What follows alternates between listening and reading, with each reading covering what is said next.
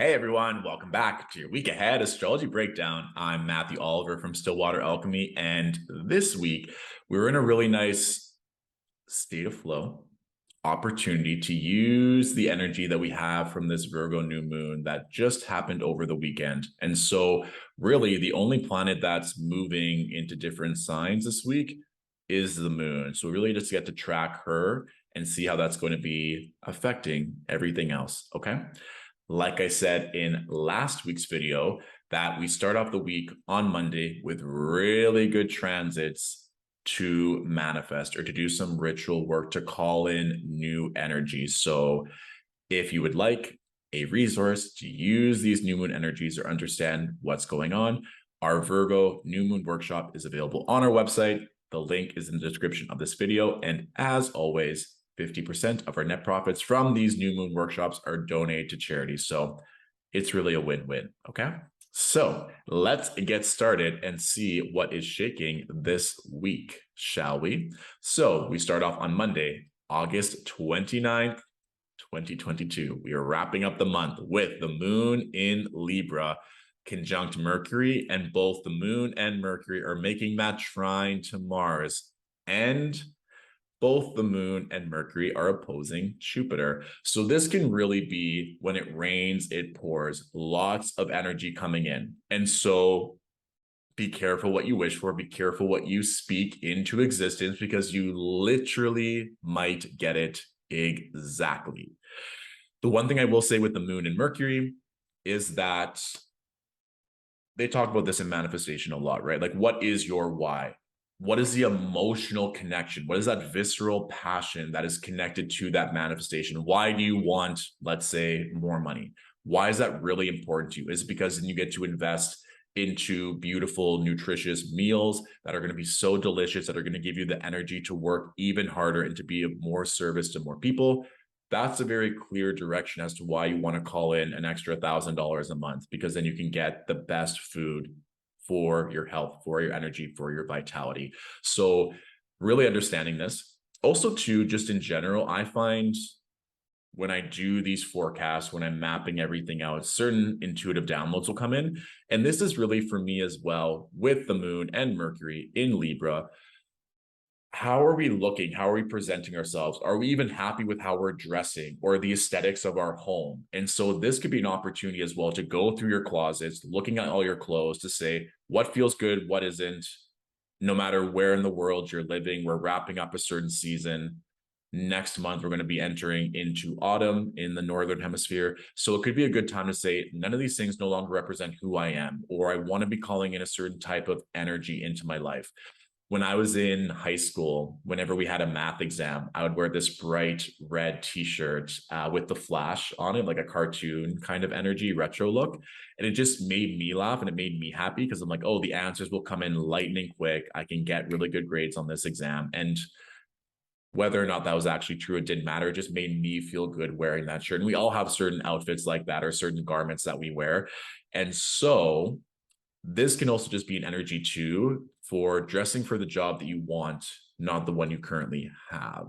Or even for me, sometimes when I'm doing work from home, I'll wear a beautiful outfit because it just makes me feel more empowered or makes me feel more professional. Shoes, jewelry, and all. So that can also be an energy that you play with, and just in terms of like, how am I looking physically, aesthetically, the environments that I'm in. It can also be, I'm now going to maybe go try out some different restaurants or go to certain gyms or try out different clubs to see how I feel in this energy, because I now know I want to pursue this. And that can also be the tie-in with Jupiter as well, that when you put yourself in different environments or different places, it doesn't have to be luxurious. I'm not saying you have to spend a whole bunch of money, but maybe you're just spending more time in parks, or maybe you want to go to a cute cafe that just has a really nice energy. And with Libra, of course, relationships are there as well. So putting yourself in positions where you maybe want to attract the right people, whether that is for love or friendship or community, trying new things out, right? Virgo is a mutable energy. Mars is in Gemini. That's also mutable energy. You want to switch things up. The last thing I will say for Monday is, remember, we're still kind of coming off the heels of this Sun-Mars square. So just be careful of staying in your head for too long or being stressed or anxious or frustrated. I think maybe doing some more lighthearted, fun, playful things in Libra could be fun. Ooh, one final thing I promise for Monday. I could talk about astrology all day. You all know this if you are a regular here on this channel. Mercury and the moon in Libra making a trine to Mars. This is really fun. This is very playful. This is very flirty. So if you're like maybe negotiating or you just wanted to take your shot with a crush or someone that you're interested in, Monday's a really great day to do so. And maybe just using that more charm, social, diplomatic energy to get what you want could also be a nice vibe on Monday. Okay, really nice, playful energy on Monday. It's a good day, a great day, I should say. Now, Tuesday, with all that coming in that we just talked about, maybe you're going to do some revamps around your home or around your aesthetic. You want to pursue different relationships. Maybe you're in a position to call in a promotion or more money or more opportunity. We now have Tuesday here with the moon making a trine to Saturn retrograde to place some boundaries. And there's only so many hours in a day. So let's say you're going to a new gym and you're really going for that promotion and you're now maybe dating someone new or multiple people. You need to understand where those maybe energy drips or where you are exerting energy that's no longer beneficial to these new goals, to these new energies you want to pursue. So taking Tuesday and just understanding, maybe you're really exhausted at the end of the day. It's like, okay, well, what am I doing throughout the day? Maybe every day that's not actually serving me. Maybe taking that 15 minutes to scroll on my phone when I get home from work isn't actually beneficial. I can just literally change, go for a walk, or change, take my dog out, change and go to the gym. And that way I'm not spending that 15 minutes every day after work just scrolling on my phone. And it could be more than 15 minutes. It could be like 30, 45, an hour. Just maybe even this could be really like an air energy with all of this taking place, but really just writing everything down and saying, okay, I'm exhausted or I have a lot going on. Hour by hour, what am I actually doing? And is this beneficial to what I want to work towards moving forward? So it's just placing these boundaries to really help support us. And Monday or Tuesday, given that we have the moon and Mercury here with Mars, and now with Saturn in play, I would back up all your electronics if you haven't done so, because Mercury will station retrograde on the 9th of September. That will be next week. So this would really be a good day to get that all done as well with the assistance of Mars and an air sign. Just get it done. It'll be easy and quick. Okay. Okay. So when we move to Wednesday, we now have the moon making that square to Pluto retrograde. So this can manifest in a couple of different ways. On a positive note, it could be that breakthrough and understanding what you want and really realizing how much power and control you may have. Or sometimes like, I don't have control of this situation. That's not going to stop me from expanding or from really going after what I want.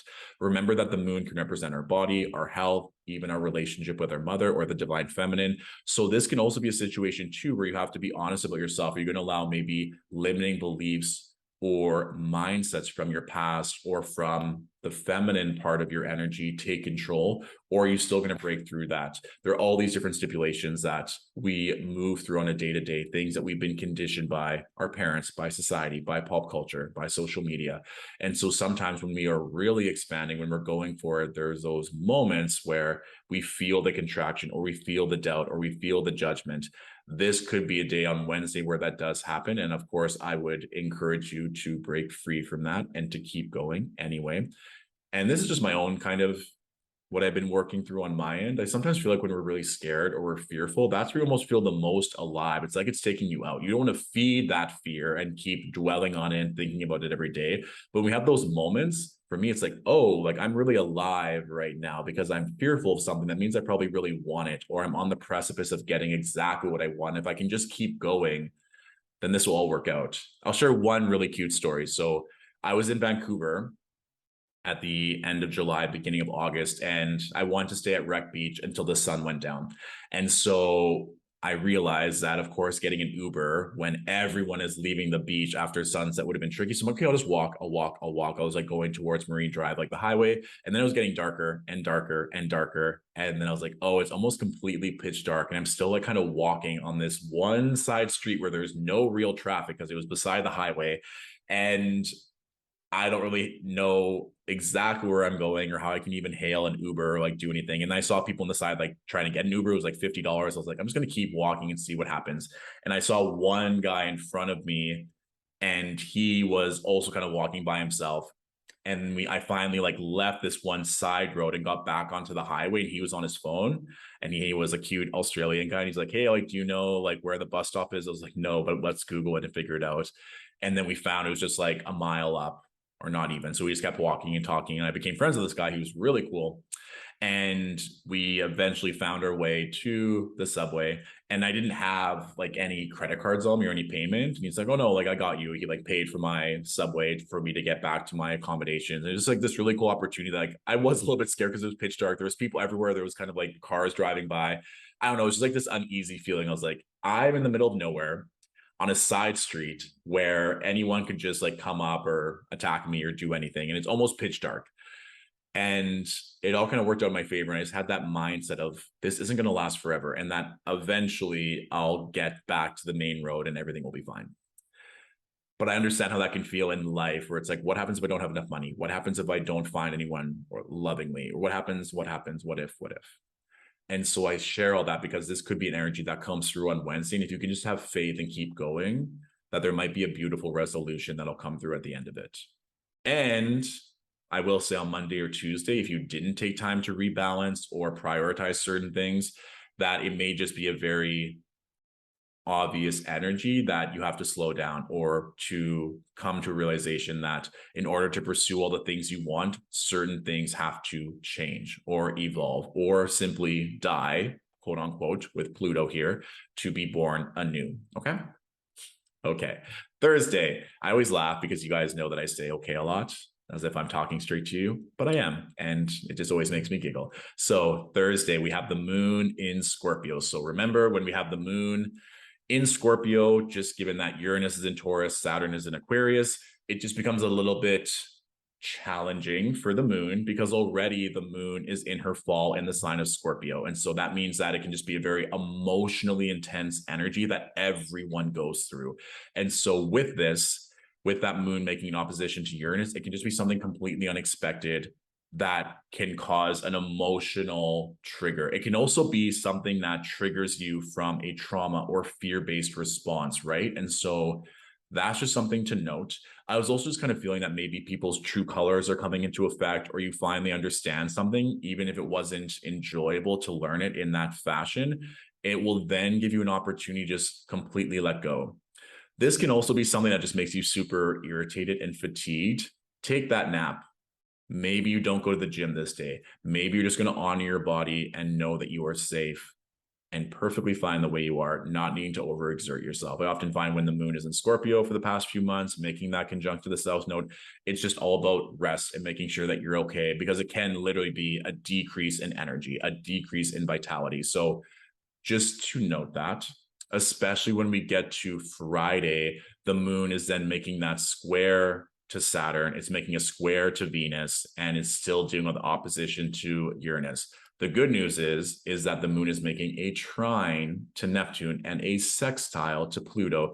So this is kind of coming off the other end. Once the moon leaves that energy of the South Node, it's kind of maybe understanding itself a bit better, knowing where it needs to place those boundaries, and maybe even understanding itself better to kind of flip that hair and saying, I've got this, I'm confident, I'm sexy, I know what I deserve.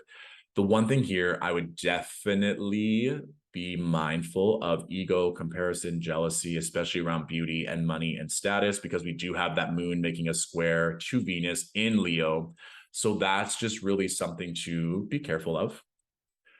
I would definitely stay off social media on Friday and not needing to be mindlessly scrolling, because that can also just be quite literally the moon opposing Uranus, of just something completely shocking or unexpected in the news that then makes you feel afraid. That could be something as easy as like gas prices. And then you're like, gas prices went up again, and it just makes you spiral. It's like, how am I going to afford this, and this, when you didn't even need to be thinking about that. Even if it is true and you'll deal with it later, it doesn't need to be compounding everything else that's happening on Thursday and Friday. Okay. The good news is, once we get to the weekend, we're in a much more buoyant, optimistic, playful energy. And that's because the moon is in Sagittarius. So that can even just be like a fun experiment for you to play with, knowing that the moon is in Scorpio Thursday, Friday, and then Saturday, the moon is in Sagittarius, just seeing how you feel just from that alone. more often than not, it is a complete 180. And by understanding what we had to go through and the lessons learned during the moon in Scorpio, we then get to play, let our hair down. And this is a great day to do so because the moon is making that trine to Jupiter, which is fabulous. The moon is also making a square to the sun in Virgo. So this can be an energy too, where it's like, oh, like I have all these pending emails. I need to get back to this person. I need to do this. Like, I need to get the laundry done. I need to take this out. Like the kids need to go here. Yes, all those things may be true, but I want you just to prioritize joy, prioritize the fun. Do something for yourself that's going to make you laugh or have fun. Please, please, please. Also, too, this is something to note that the moon is making this opposition to Mars. Mercury is also making that trine to Mars, right? Still going strong. So just be mindful of your words. Sometimes Sagittarians can be very honest in a very playful, humorous way, or sometimes in a very frank, direct way. And so just be mindful of that. If you're one that gives their opinion freely, that maybe you just want to be cautious of how you say things to other people. And Sagittarius rules the legs, and then Gemini, right, is kind of like the arms and the hands. So given that we have this moon Mars opposition, I would just be careful of overindulging in libations or spirits so that you don't tumble and fall. And there is that energy of having too much fun for sure this weekend, especially once we get to Sunday, because then the moon is making that square to Neptune. You know, sometimes you have those friends that just go a little bit too hard, or you're at brunch and you're like, oh, just have one mimosa, and then turns into like 12 mimosas. So this is just something to be, again, weary of, especially let's say if you didn't handle that moon in Scorpio phase very well and you just want to release all the steam and have all the fun. Of course, you can do so, but just being aware that kind of Neptune in Pisces might add that whimsical fairy energy to take it into overdrive very quickly. But I will say the moon is making this beautiful trine to Venus, and having both benefics in fire signs and then having the moon in a fire sign. Go outside, do something fun, do something for your heart, for your spirit. This is very much like abundance breeds abundance, being with the right people. And this can even just be you staying inside, just doing something you love. It could just be something as easy as sleeping in and really enjoying that process. Whatever you need to feed your spirit, to laugh, to play, to have fun, this weekend will manifest it in spades. And the bare minimum, it might just be you're not feeling as emotionally heavy or drained, that you can just kind of come back from the underworld, come back from the depths of your emotion, and really be seeing the light at the end of the tunnel, or having that hope and that optimism that things are about to get better.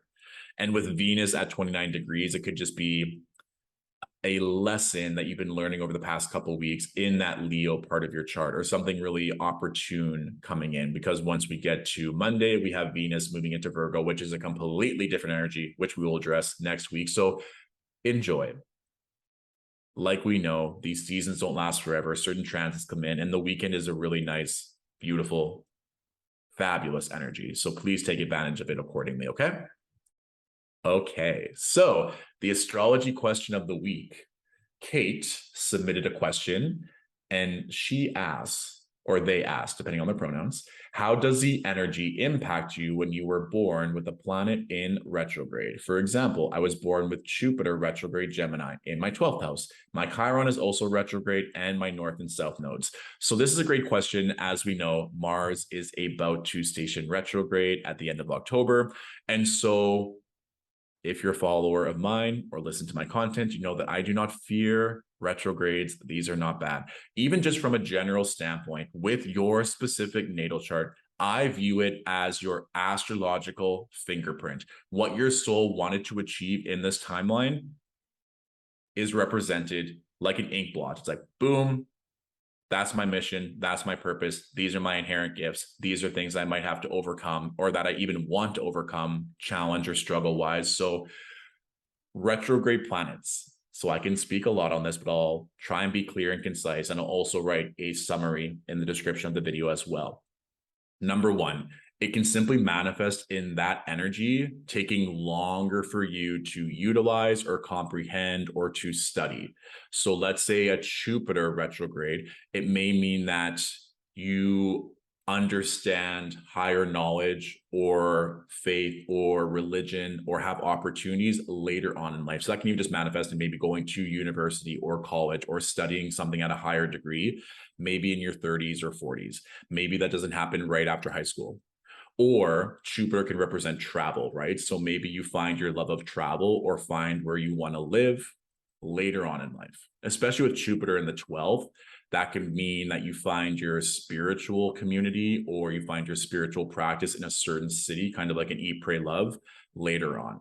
And that would also be something too, just as a quick side note, with 12th house placements, sometimes where you were born isn't where you're meant to reside full time, and that you can find more spiritual and mental solace and comfort traveling or residing in somewhere else that you didn't live when you were born. Okay. Number two, with retrograde planets, it's a great opportunity for you to go inward and understand the themes of that planet that much more. So let's say for a Mercury retrograde, you may just become then a master of communication, or you really prioritize communication and intellect. And so, yes, if we're talking about Mercury retrograde, it can manifest as maybe you being insecure about your intellect, or it takes you longer to form sentences or content, or you go back and forth and like we'll draft an email, or when you're writing an essay or whatever it may be, it may take you longer because you want to get it just right, or that writer's block type energy. But then over time, if you go inward and really place emphasis on that energy, you then may be able to help other people who struggle with mercurial themes, right? Or you may become a teacher or a public speaker to help inspire through your words. So that's another beautiful energy that, yes, you were born with a retrograde placement, but then you can really use it because it's something that you want to attend to. It's kind of like if you injured your arm, you are going to take special care of that arm over time. So yes, it may hurt and the healing may take a long time, but then it's like, oh, for that specific cut or that specific injury on that arm, these are the exact ointments you need. You need to do these types of rehab situations. And then in this amount of time, you'll get better. Wouldn't that be such a beautiful gift to know that for that specific injury, you were almost a specialist in it, and anyone else that goes through it, you're going to be the person they go to. Yes, exactly. So that could be a nice way to use a retrograde planet, or even like a debilitated planet when you have a planet in its detriment or in its fall, or if a planet's making, let's say, a square in opposition in your chart. That could be a nice energy that instead of allowing it to be a detriment or to be harmful or to be stressed out about that, you then go inward and really become a master of that energy. And then the last thing I'll say for a retrograde planet is that during that planet's retrograde in real time, you may be able to work much better under those circumstances. I see that a lot with people born during a Mercury retrograde, that they don't deal with miscommunication or delays or frustration. They're like, yeah, I've been dealing with this my entire life. I can move through this very easily. Or let's say for the upcoming Mars retrograde, if you have Mars retrograde in your natal chart, you may not feel stumped or have a lack of energy or lack of passion. You now may be able to even work more proficiently, or being able to really move through this energy gracefully and help other people do the same. So that's my answer on retrogrades. And also too, if we're talking about the outer planets, Jupiter, Saturn, Uranus, Neptune, Pluto, Chiron, and the nodes, like Chirons and asteroids, the nodes are points. They're not actually planets at all. So the nodes, North Node and South Node, are almost always retrograde. So don't look at that and think that it's something that you have to worry about, because in everyone's chart, it's basically going to be retrograde. And Chiron, again, is retrograde, I want to say, for 4.5, 5 months of every year. So that's not something you have to necessarily stress out about. Of course, you can look to it if it's something that really pulls on your heart, or you really feel it resonates in your chart per se. But in all honesty, retrogrades, seasons, retrograde placements are an opportunity for you to learn more about yourself and how you want to work with that specific planet.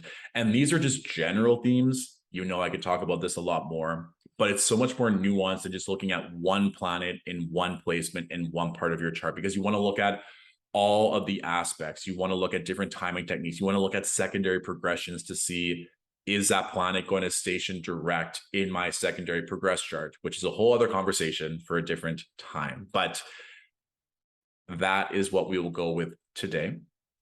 And of course, if you feel like you have follow-up questions to that retrograde question that we just answered from Kate, let me know. If you have general questions in general that you'd like answered, let me know. Sometimes people ask very specific questions that are only applicable to them. And so if you do submit one of those questions, I may not answer it, or I'll take it and I'll make it so I can make it a teachable moment for everyone. So I may use it as a starting point and then expand upon it. Yes. And I think that's everything I wanted to speak on today. Yes, we're good. Like I said, this week starts off really nicely with that moon in Libra. When the moon goes into Scorpio, just understand that you might need to take a bit of time for yourself, maybe even go into a bit of a hermit mode, recluse mode as you're working through everything. Have grace, be compassionate to other people, especially with that moon Uranus opposition. If things happen unexpectedly, it's okay. It just gives you an opportunity to rebalance accordingly. Definitely take some power naps if you need throughout the week. And then please, please, please enjoy the weekend. It's going to be a beautiful time to just, like I said, let your hair down, enjoy, celebrate. Venus is finishing off her transit in Leo. So anyone that has prominent fixed, not fixed, but we'll give blessings to fixed signs always, especially right now. But fire energy. So Leo, Aries, and Sagittarius. If you have prominent energy or placements in that part of your chart with Jupiter and Venus in fire signs, and then the moon in Sagittarius, this weekend is going to be very, very fun for you. So enjoy it. Have a wonderful week. Thank you for watching, and I will talk to you next week. Bye for now.